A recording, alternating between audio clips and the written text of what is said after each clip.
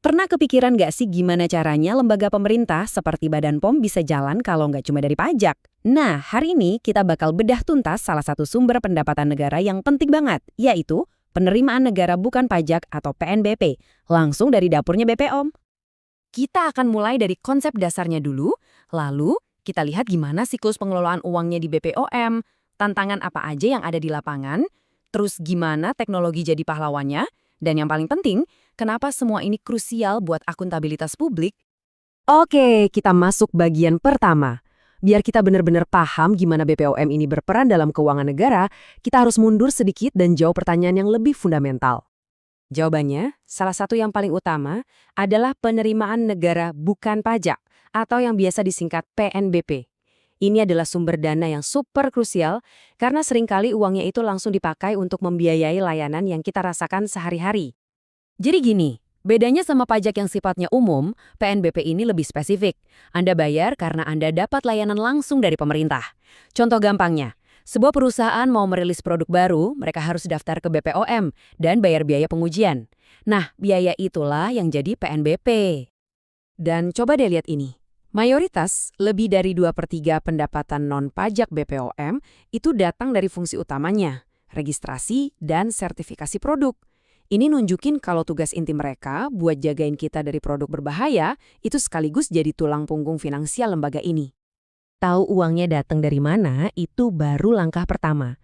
Pertanyaan berikutnya, dan ini yang lebih rumit, adalah gimana caranya aliran pendapatan yang kompleks ini dikelola biar efektif dan, yang paling penting, nggak diselewengkan.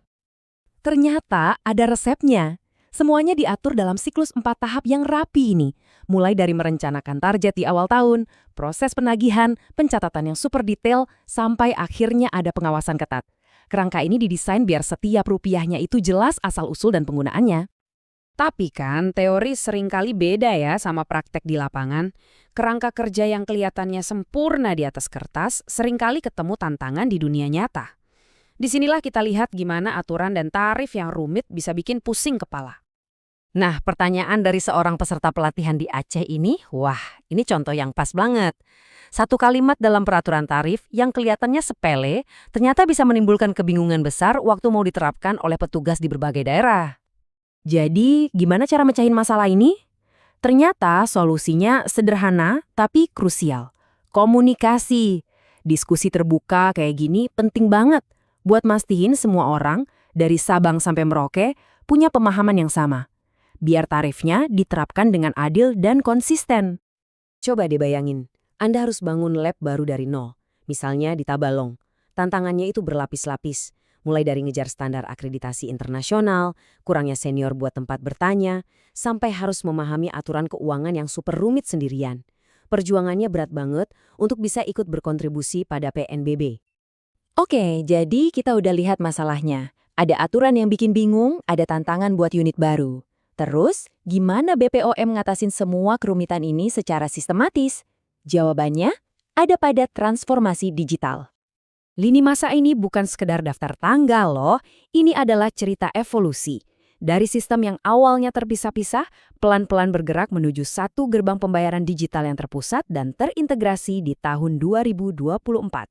Tujuannya apa? Supaya ada satu sumber data yang valid untuk seluruh proses PNBP. Dan jangan salah ya, sistem ini bukan cuma mesin kasir digital. Ini lebih kayak pusat komando keuangan. Sistem ini mengelola semuanya. Dari mulai nerbitin tagihan, melacak status pembayaran, sampai melaporkan pekerjaan yang sudah selesai secara akurat, lengkap banget. Setelah kita lihat semua aturan, proses, dan sistem digital yang canggih ini, pertanyaannya jadi simpel. Buat apa sih semua ini dibangun? Apa tujuan akhirnya? Angka 60 ini bukan sembarang angka. Ini adalah jumlah hari yang dimiliki BPOM untuk beradaptasi setiap kali ada peraturan besar yang baru.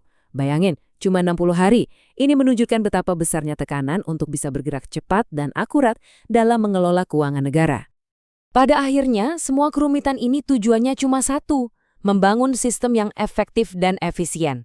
Tujuannya untuk mencegah salah kelola, dan yang paling penting untuk memperkuat kepercayaan kita semua sebagai masyarakat kepada pemerintah.